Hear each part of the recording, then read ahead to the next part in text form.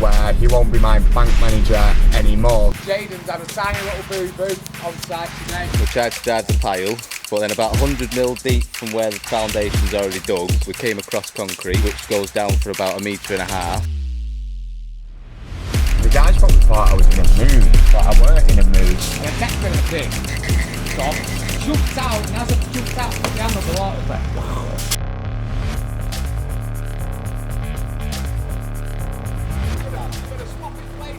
That's not how it works. Thank you for your payment for the original balance. However, you owe an additional X amount of money because it was submitted to court and your date to respond has now passed.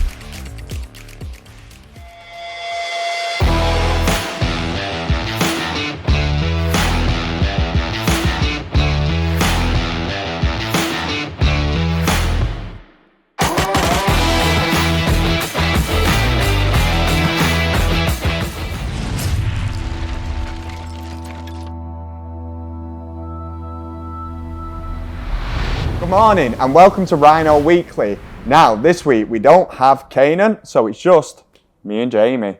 Isn't it, Jamie? Yeah, it's us. We don't need you, Kanan. I'm going to assist Jamie in getting some of the filming content this week. Jamie's got the projects he's going to go to, and I'm also going to film a bit more of what I do on a daily basis to kind of give you an insight on my role and the things that I do, and to give you a bit of a different perspective. So I have been given an action camera from Jamie. I think it's going to be a bit of a different episode because you're going to get quite a bit of me in this one. We've also been discussing about how we structure these episodes, which I'm going to hand over to Jamie, and he's going to tell you about. See if I can remember. and he's going to tell us about our thoughts in how we're now going to structure these episodes going forwards. Cool, yeah. So we tend to do it as if it's a week by week, almost like a documentary. We sort of thought we were missing out on the flow of jobs, having to look between different episodes to sort of see a full project. So we were hoping to sort of cram more of one project into each episode, more jam-packed with one really good project. Yeah, 100%. The larger projects that we like to call operations will continue to roll on a week-to-week basis. But what we're doing, for example, is we might do a job in Altrincham. We'll give you half of it this week and half of it next week. And then next week, we'll give you half of a project in Oldham and give you the half the week after. What we've decided, it makes more sense to film that project as a whole and then give it to you in 1 week. So that's the plan. Yeah, obviously, it might be a bit of a work in progress, a learning curve for us. We made a small adjustment every single time, although it probably don't come across on screen, but it would if you watch episode 1 to now. And we're just constantly trying to improve, and this is another part of the improvements we're bringing. We never broadcasted the improvements we're bringing, but this is one of them. I think what you're trying to say there is, let us know how you see this episode went compared to our previous episode. Do you like this format? Obviously, it's not going to be 100% bang on now. It'll take time to transition and get it better. But give us your early thoughts, give us some feedback, and let us know how you think this compared to previous episodes in terms of the format and how me and Jamie have run it. And maybe if it goes really, really well, me and Jamie might just run it going forward and we'll leave Kanan in Florida. So that's everything from us, guys. Let's go. Another week at Rhino Weekly. Good morning, it's Tuesday. Hopefully this audio quality is good enough because I haven't asked Jamie how to link the mic with the camera. It's about 6:30 a.m. and this is my favourite part of the day. Between 6:30 and 9 is very limited distractions. The phone doesn't go. Now, one of the things that I do every day that I find really, really productive is I make a list every day of these are the things that I'm going to get through. Now at the minute I'm probably running a list of about 10 to 15 things a day, and between these hours of sort of 6:30, 7 and 9 I can normally knock off easily between about 5 and 8 of these, which is great. It's a more reflection of where I am at the minute. Obviously, well, not obviously because you won't know this, but I'm not drinking, I go to the gym, I'm eating healthy, and I'm in a good place and a good routine of getting stuff done. And at the moment I find myself doing blocks of say 4 to 8 weeks where I'm doing this, and then I generally go away on holiday for a few days or a week or so, binge to excess on food and alcohol, come back and quite honestly feel like shit for about 2 weeks, but get straight back into the diet and the gym and the routine. And then after about 2 weeks, I get back to the sort of level where I'm fully firing. And I find that, and I've only recently started doing this in sort of the last 6 months, but I'm finding this balance between the two. Long stints of working really hard and being super productive and then sort of a few days to a week off is really helping me accelerate to the place where I want to get to, as opposed to you're working really well for 1 week or 2 weeks and then you go out, say for a meal or for some drinks. So what I found by running this cycle is, yeah, I end up having 4 days to 7 or 10 days off every 4 to 8 weeks. But in terms of actual output and performance, they're non-comparable. Like the stuff that I'm getting out running this routine is just a million times more. And I think whether you're a business owner or whether you are an employee or you're working towards something and you need to get yourself out of the environment. So for example, my mum's got a caravan and I would just sit myself up there for, I don't know, 2, 3, 4 days, come back refreshed because I've all done what I wanted for 3, 4 days. I found a nice balance of productivity. I'm here nice and early, it's 6:30, so I'll start cracking on with my day. Today I'm off to Altrincham, West Timperley, more specifically, to see how this job is going. I actually went on Friday to see Jayden and Sean. They were driving piles and breaking out the concrete that was underneath the ground. So while I'm driving over there to see how they're getting on today, why don't we show you what happened on Friday? It's Friday here at Rhino, and today we've got a busy day piling. So yesterday we started the job in Altrincham. Now, when the lads have got there and tried driving the piles, there is a layer of concrete underneath the full bit that's been dug out, and these piles will not go through concrete. So we've tried every pile position, the piles won't go. We've got hold of the builder and said, what would you like us to do? Now the builder's on holiday at the minute, so he can't physically come and break the pockets out so the piles can go through it. So we put him a proposal forwards on a price for us to break the pockets out for him. He's accepted that straight away. The lads have come back to the yard, got a compressor, got a breaker. That was yesterday. Today they've took a digger down there to give some pressure onto it. And we got through the first one and we got the first pile in, and the piles ended up going to 10 meters. We didn't make the progress we wanted yesterday because if you recall, that job we should have been in, out and done in 1 day. However, this was a unforeseen circumstance with the concrete. We've come up with a solution and we're on with it for the builder. The job is going to take longer than 1 day, even with the pockets out, just because of the depth of the piles going to 10 meters. But as always, we come up with a solution and we move forwards.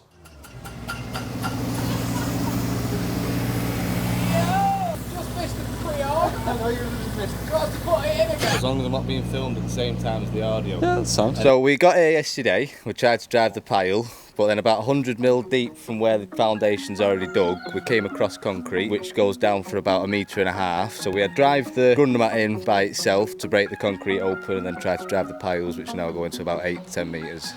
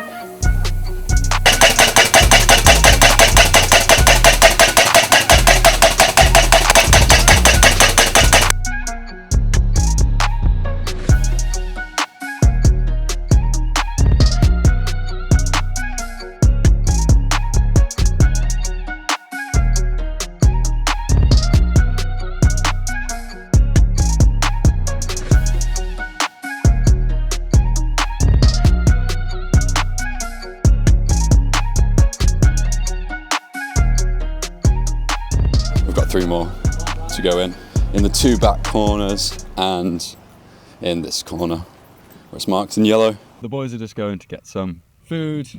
See them going now. Bye boys. It's them. Let's head home. Make sure this video goes up. Solo videographer life. Brad's helping me next week with it, so hopefully not too painful.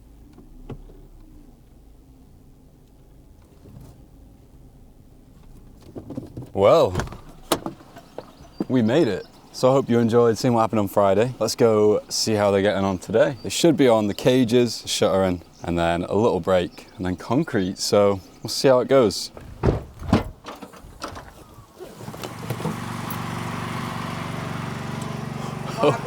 Wagwan, boys. Jayden's had a tiny little boo-boo on site today. First aid kit has been administered. Oh no! What has happened? All the blood. Looks like a bee. Oh, it is stuck blood. in. What happened? Where did that come from? I only hit it off the metal on there, but save yourself getting infected. Yeah, we were one away from going hospital, weren't we?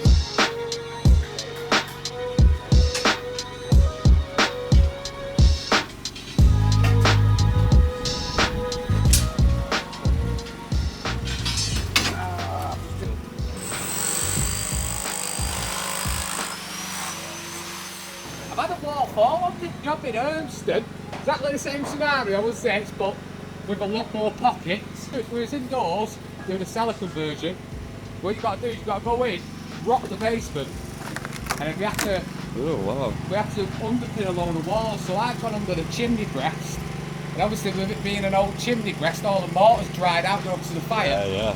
So as I'm breaking it out, I'm underneath it, like proper underneath the out, and then next minute a big. So I've jumped out, and as I've jumped out, put my hand on the water, it's like, wow.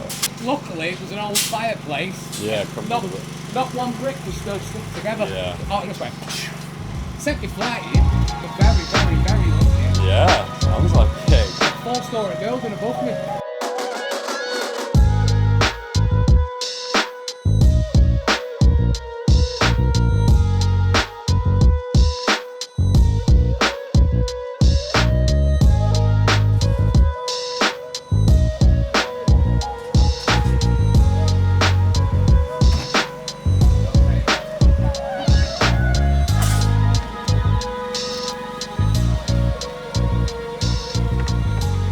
And to break that out, All that breeze block. all that breeze block, 500 back. What's happening is once this is in, we're gonna have goalie post steels coming up. So you have a steel coming up, steel going across, and steel sitting back down on our pads. So obviously this will be all took away. Posts will be sat back here. But that's why we're breaking out to get that concrete back that way. Like a cantilever, do you know what I mean? As the weight of that building's trying to push down to try and pull that up. Yeah, that's bang on, isn't it? What? That there, what we've done there, with that, so all the concrete to go right back. Yeah. Is it being balanced? Yeah.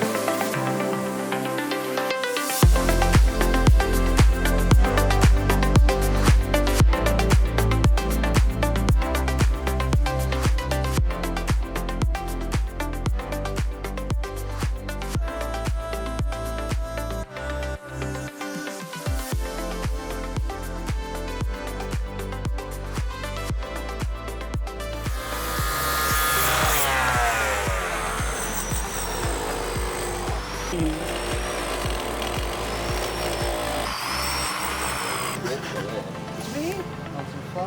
get this. You want that in your front room, would you?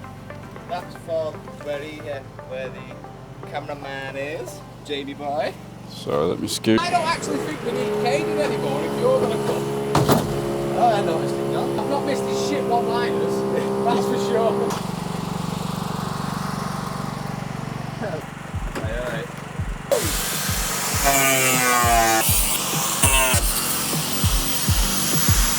So yeah, the boys are just cutting out the formwork, ready for the concrete to get in. They've got 2 more cages to go in.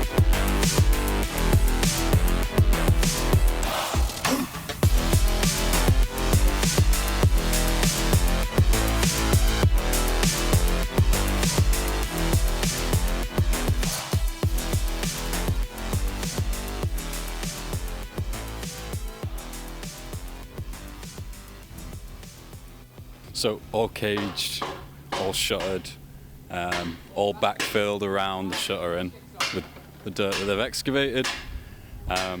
So nice and ready for the concrete. Yeah, now Sean flattening the surface for the concrete lads when they get here. While they do that, I'm gonna go get myself some food from the car, probably do a bit of editing, and yeah, I'll pop back out when I see concrete.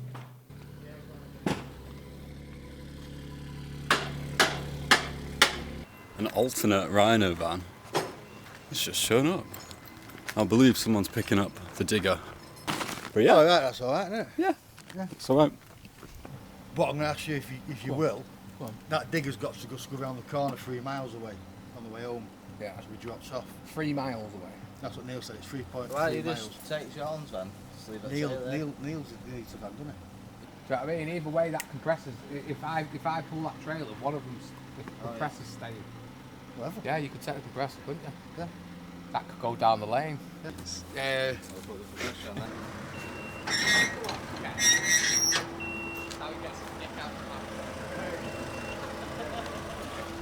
So where are you going?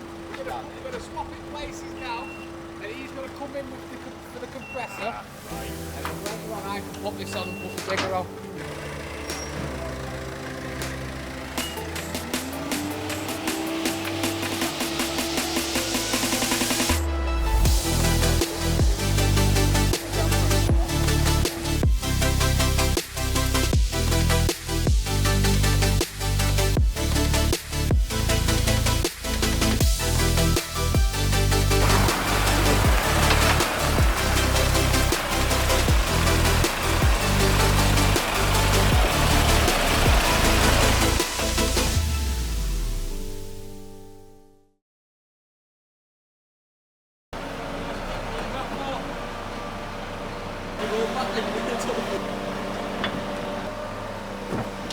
not got enough distance as it is, so Kev's gonna aim to bring this through this gap.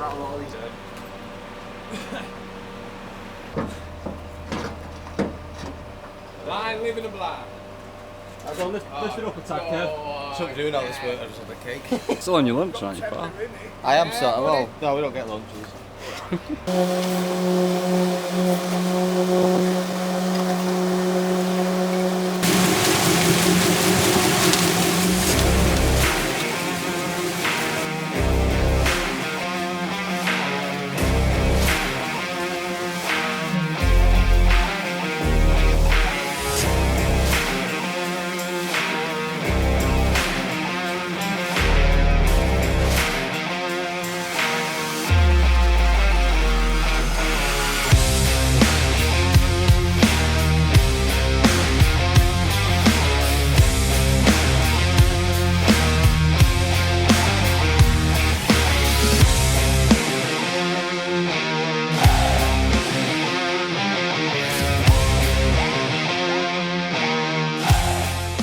Got right to the corner, it's just got there now. Over a cube and a half already. Over? Over. Yeah, you've had over a cube and a half already. Oh, that's all you've had.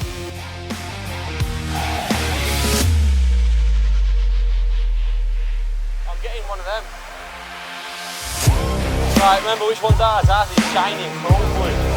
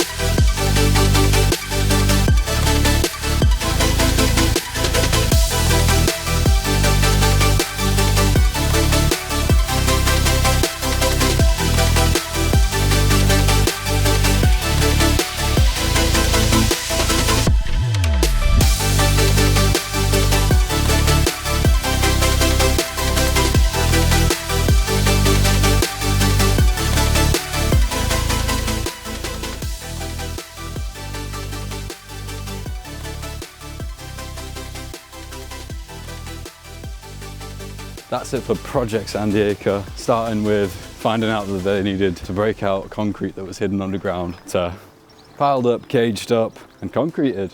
Sean's now taking the digger to a job nearby, switching about so that Jayden's dad, John T, could take his mum to the hospital. Glad that was able to work out, because it's never fun when you're worrying at work, is it? Not worth being there when you can't think straight. Project SANDIACRE in the books. Thank you for your patience with me as the new videographer. We'll be back with a YouTube extraordinaire, Kanan. Gonna head home, do a bit of work on last week's video. Successful day in Altrincham, Project SANDIACRE, done. So that's Tuesday done. I've not been a very good cameraman today. I've not a good replacement for Kanan because all day I have forgot to film anything I've done. So this sort of day in a life / week in the life episode isn't off to a great start, but I'll give you a summary of what I've done today. So essentially I got in early this morning, rattled off a few tasks that I needed to do. I then had a meeting at 9 o'clock with the bank manager, which was in a Costa Coffee nearby, and I spoke to him about some deals that I'm trying to structure and some things that I'm trying to pull off. We went through what the current rates are on commercial mortgages, what you can do for me on loan to value. He also told me something really interesting that I can do with some of the properties I've currently got to get my deposit down on anything new that I buy, because essentially you have to put a 25% deposit down on an owner occupied, but I can leverage some of the existing buildings I've got, use the equity out of them against a deposit, but not remortgage them. But I won't go into too much detail, but I found that quite interesting. Went into some stuff on some asset refinance and into pulling some bank loans. Not that I'm looking to do all of these things, but to understand the criterias, what sort of rates they're going at, and the potential avenues that I've got for structuring some of the things I want to do in the next 12, 18, 24 months.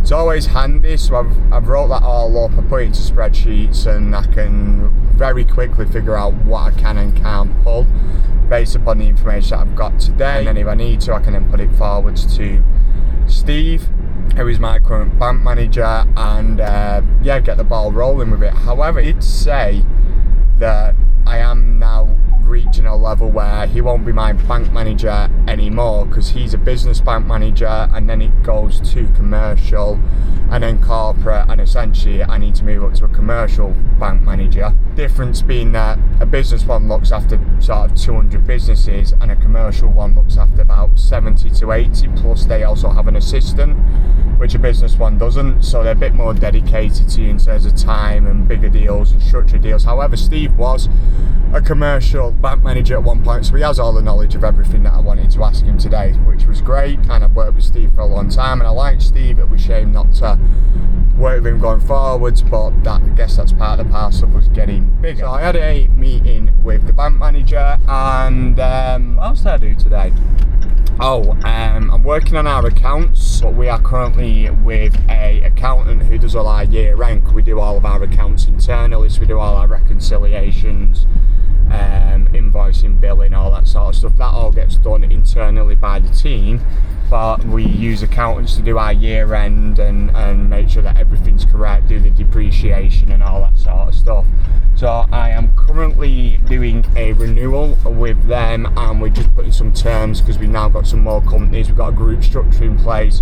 So I'm just working through some numbers with them to get a renewal, a length on it, and just to make sure that everything that we need to be done is within our agreement, and then we've got an agreement in place, and then that'll look after itself for the next 3 to 5 years, and we don't have to go looking elsewhere, and then yeah, that's set in that routine. Took the dogs to the field, which Hunter's just popped up now behind me, so I had to walk around the field with them for half an hour, 45 minutes, and we have something quite good going on internally. I mentioned that we got a new estimator. We had a bottleneck on estimates that I've gone over previously, and hence why we got the new estimator, but we've also been working on our internal calculators to improve and make those more efficient, so I've been working on those with Ryan. We're towards the end. We currently offer shuttering, bottom driven piling, screw piling, slabs, excavation.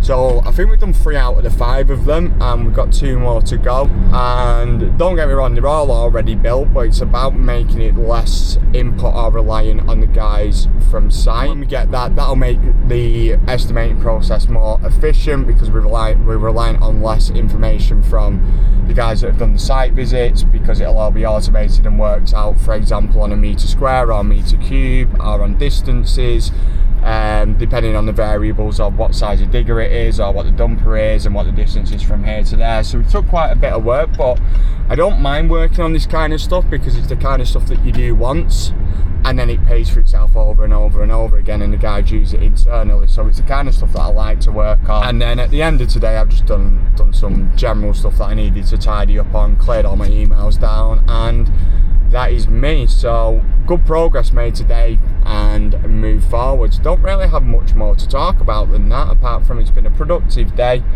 and I will try to get better on my camera work tomorrow for you. Over and out. Good morning, it's Wednesday, it's 5:05 in the morning, and I'm on the way to the gym, which is something I do every morning pretty much. One of the things that I noted this morning that I thought would be interesting to discuss, because I was on about productivity yesterday, and one of the methods that I use is, I noticed that this morning I do the usual that everyone probably does, jumps on social media. Then I check the emails to see if we've won any jobs, because I like doing that, because it's exciting, still exciting to this day. And then I have a list in my phone, it's sort of like a to-do list, and generally each day's got a few little tasks in it, but on the morning, I fill that up with tasks that I want to get done. So now today's pretty much filled out with the things I want to do. That's the first thing that I do in the morning, and that helps me be really focused on what I want to achieve for the day and make sure that I'm moving forward. That's it for productivity. Now, as I said, I'm on the way to the gym now. I felt a bit weird on Monday. Weird's probably not the right word. And the guys probably thought I was in a mood, but I weren't in a mood. When we was doing the meetings on the Monday, that was kind of the energy I was giving off, and I was like, why am I feeling this way? But then when I got home on Monday night, it became very clear that I was ill. I had a bit of a headache. I went to bed super early. And then when I got up on the Tuesday, I made the decision not to train, because I train in the morning and at night, because at the minute I'm running through a cut. I'm not far off going on holiday, and I'm trying to hit a certain weight before then. So I didn't train all day yesterday. And the reason why I wanted to mention this is because I missed 2 training sessions. It's something that I have heard recently where it goes, missing 2 training sessions is the start of a new habit forming. And that is 100% true, because this morning, after missing those 2 sessions yesterday, it would have been so easy to use the excuse that I'm still ill, so let's not do this training session, let's miss it, we can all start again tomorrow, which is one of the thoughts that went through my mind. But in the end, I've obviously gone, no, we need to come and train and get back into routine and stay in routine. So it's funny how quickly just missing a couple of sessions can lead to that change in thinking, and then suddenly you're on a whole new trajectory from training every day to suddenly not training at all, and then no doubt the other things that come along with it start to creep in, the diet starts to go and all those kind of things. So just another observation I've had. Anyway, I need to get in the gym because I need to get this done so I can get into work nice and early. Yeah, that's everything. Let's go gym. Hello there. Just took the dogs to the field. They go to the field 2-3 times a week. If they don't go, they end up being pretty wild, and you can tell the difference in them in the yard. They're just general nightmares. So get them to the field so they can run about, get some energy out of them. I'm on the way back with them now. It's Thursday today, and I've not really given you any updates. I know my role this week was to kind of do a week in your life, but to be honest with you, I've just been really busy. Just had loads of tasks that I've been on with that really helped move the business forward. So while I'm in that zone, it's very easy to forget to recall what I'm doing, hence why it's been quite limited. But one thing that I do want to talk about is the construction industry itself, and in particular collecting money and some of the challenges you come up against. So I'll give you an example of one of the things that have happened this week. Now, I don't deal with collecting money on the accounts anymore, because to be quite honest with you, it pisses me right off dealing with people for collecting money. So I don't like doing it. I know it annoys me and I think about it too much, and there's certain things that I'm really good at, and there's certain things that I probably get too emotionally involved in, and this is one of them. So I don't do it, I do other stuff. We did a job last year, and at that time I was doing part of this role, so I didn't deal with it. We completed the job, and the job had some overrates on it. Piles went deeper, additional concrete, so on and so forth. And the builder we was working for the council. Essentially, he said he needs to apply for the council to get the additional money, and then he'll pay us. So we completed the job end of last year, and I carried on dealing with this job just to keep some continuity on it. And I was ringing him every week or second week, and he said, I'm waiting to hear back from the council. I'll definitely have the money next week or by whatever date. And I said, fine, no problem. Used our internal system to set the date to ring him the next time. And I kept doing that all the way up until April. And then in April, he just stopped answering the phone to me. It just got left, if I'm quite honest with you. And then we got an email this week, and I don't know who it was. It was either the structural engineer or the architect. And they chased up the paperwork for the job. So when we do the job, we do pile log, structural calculations, guarantees, all that stuff, and we don't release any of our paperwork until we're paid in full. So he's chasing up the paperwork, to which I emailed back to him. I say, we've not issued the paperwork because we've not been paid. And CC'd the builder into my response to the guy. The builder has then emailed back saying, yes, you have been paid. Which I emailed back saying, no, we haven't. You've not paid us for the overrates. To which he emailed back, yes, I know, but I've not been paid off the council, so I'm not paying you until I get paid. To which I've then responded, that's not what our contract says. We are the piling, we do the foundations, i.e. the start of the job. We're not going to sit here and wait to get paid until you've got paint on the walls and you finish your final fix. That's not how it works. He's then paid us, and he's paid the amount that he owed originally, and sent a screenshot. So I thanked him for payment, but then I've sent him a screenshot image back because at this point it had been put into debt collection with the online service. So there was interest to be paid, there was the debt collection fees, there was the cost of submitting the claim. So I said, thank you for your payment for the original balance. However, you owe an additional X amount of money because it was submitted to court and your date to respond has now passed and you owe this money essentially. To which he's then responded, well, concrete was spilled on the job, so I want to come to a negotiation on it. To which I responded, we did the job over 6 months ago. We've chased you for money for all this time. We're not in a position here to be negotiating. If you raised the matter straight away, then we would have dealt with it. We would have come to some sort of finance agreement, as you do as a business that has morals. Anyway, I then mentioned this to one of the contracts managers, just having a moan more than anything, I won't lie to you. And he said, oh, I know about that. Yeah, the concrete pump company pulled the pipes off and concrete went up all the wall. That was nothing to do with us. It was his concrete pump that he organised. I went, right, okay. So it's nothing to do with us. No, it's nothing to do with us. So what ended up happening with it? Oh, well, we sent a couple of lads out and they cleaned it up for him just, because we'd done a couple of jobs for him before and we wanted to keep him happy. Right, okay. So I then went back to him and sent an additional email to say, by the way, that wasn't our fault. It was a concrete pump that you organised, and we even sent lads out and cleaned it up for you, even though it was nothing to do with us. So get us paid, basically. Or we will just continue on with the court claim, and then we'll deal with it there. And about an hour later, we got an email with a screenshot with the balancing payment in our bank account, and that was the paperwork. And then he will get his paperwork in a couple of days when accounts deal with it. And it is so frustrating dealing with people like this. He had no intention of paying us. He wasn't going to pay us. Even though he says, I'll wait until the council pay me, I'll pay you. We was forgotten about. When the council paid us, he weren't going to pay us. I know that very well. It's only the fact that whoever this person is in the middle has got involved, and now suddenly he's probably due payments off them and they're probably managing the finances, and he's probably now gone, oh shit, I'm not going to get paid off of this architect or engineer, the person that's overseeing it, because I've not paid the subcontractor, now I can't provide the paperwork. So within 4 hours of these emails back and forwards, we're suddenly paid. But it just shows what a piss take this industry is. So that's me just having a little moan, but I'm going to give you more of a moan. So we're on a job this week where we are piling for an extension. We've gone there, we've cracked on with it, and the accounts person's picked the phone up and gone, right, we need paying, essentially. To which the homeowner's gone, it's not me paying you, it's the builder paying you.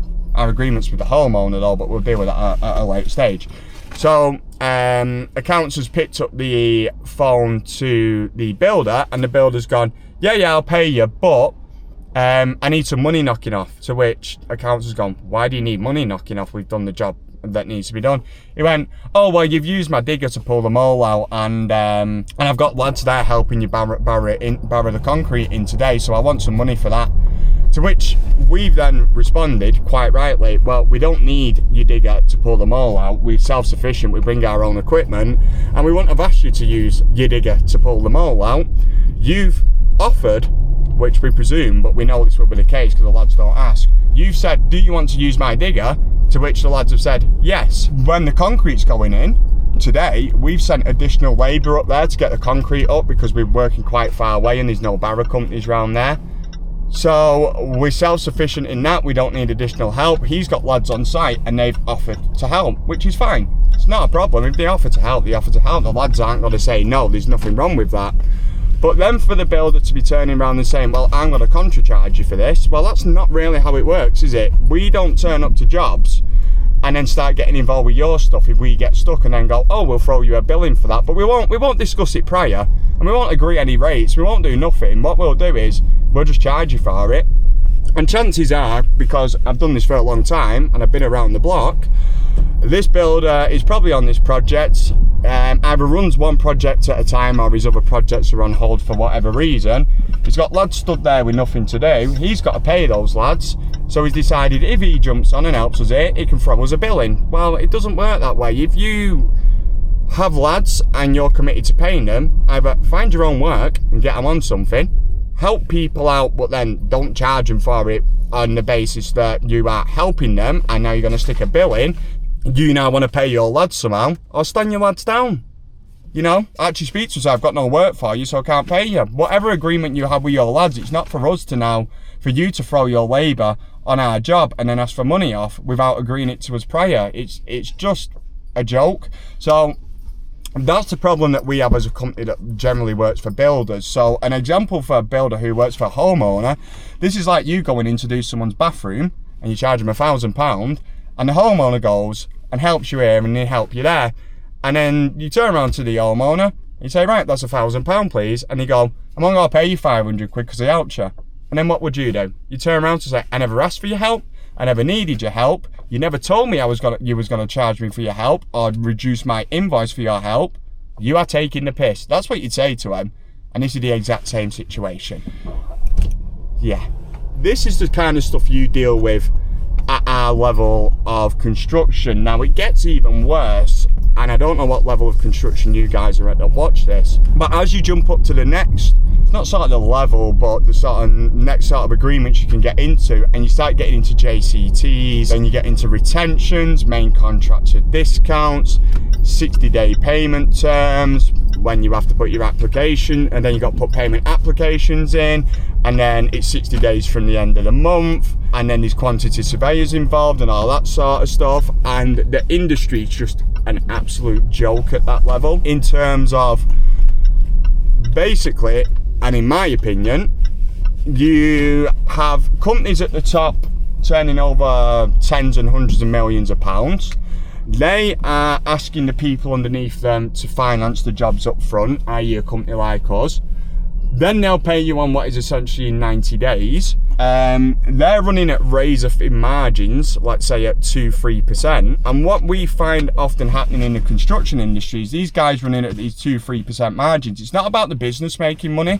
It's not about the business getting bigger or expanding or anything like that, or helping their staff get through levels.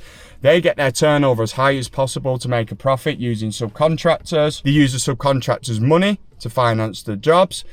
As the directors or the people sat in the higher levels, they pull out big fat wages or dividends, or however they take their money is irrelevant.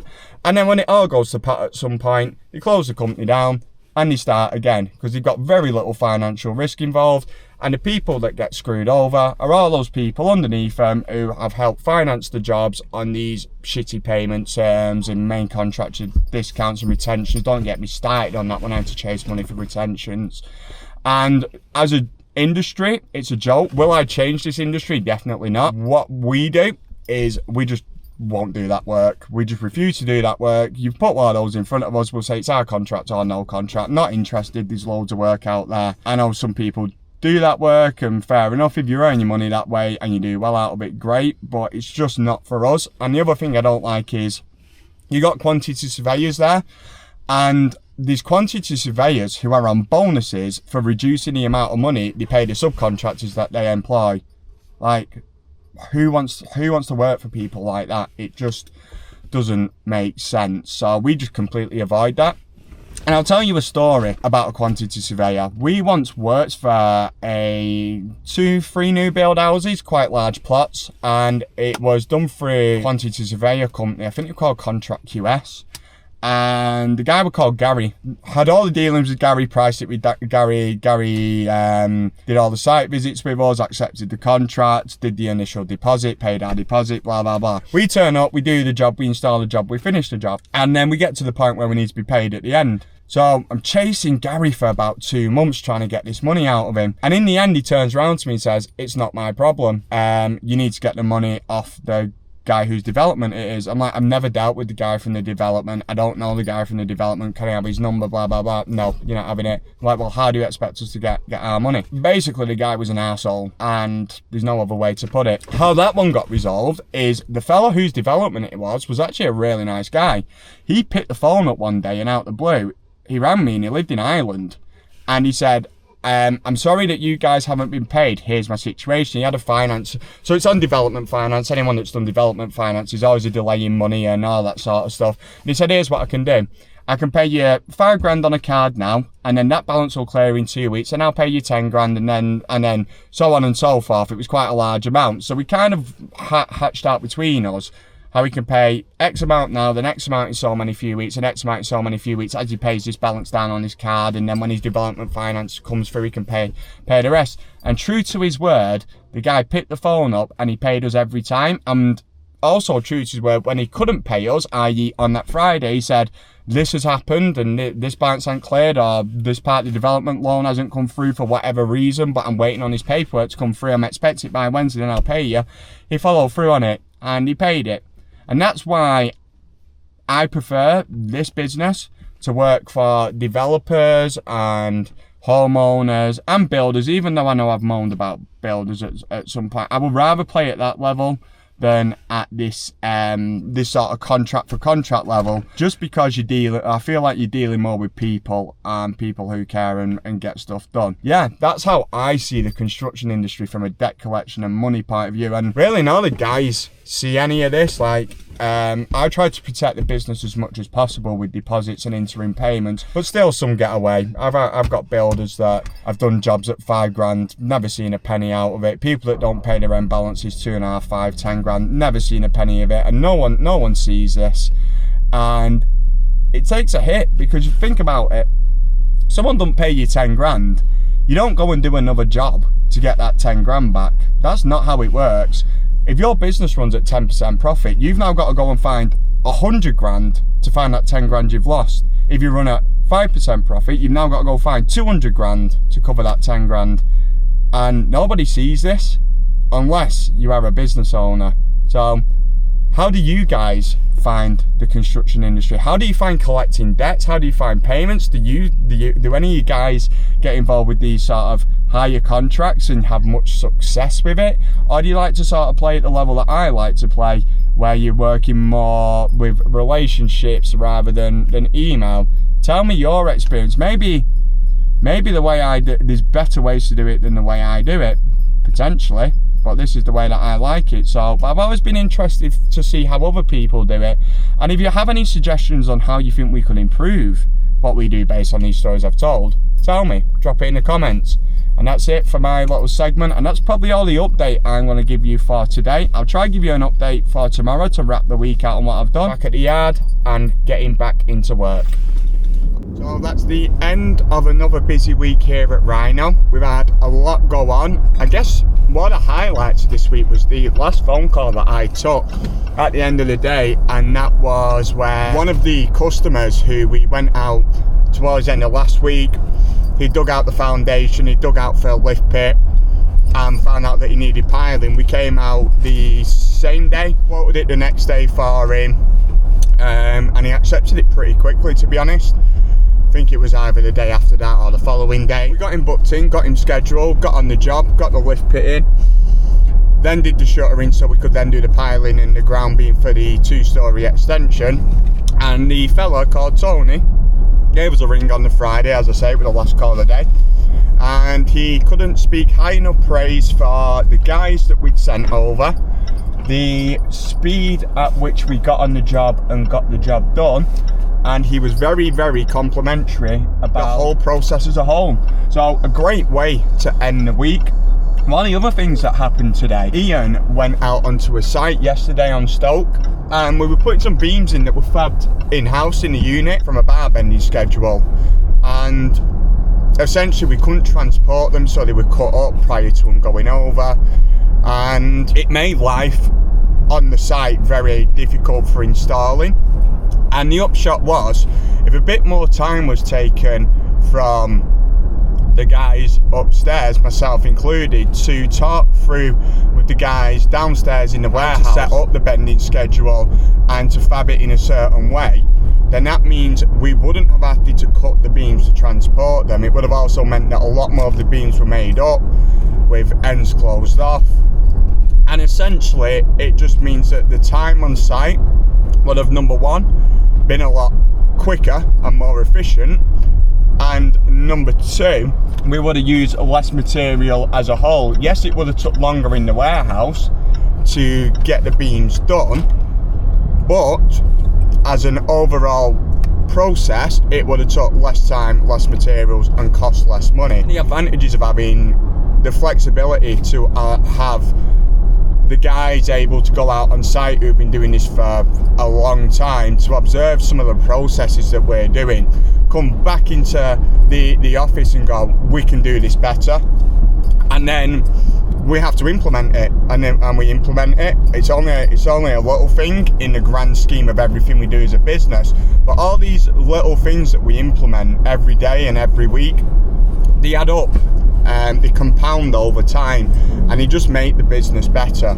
So two really good things to end the Friday. And it's funny because a lot of people could have took that issue either way. They could have gone, oh well, we've always done it this way, so we'll carry on and blah blah blah. But you've got to keep improving. You've got to keep improving to make the business better.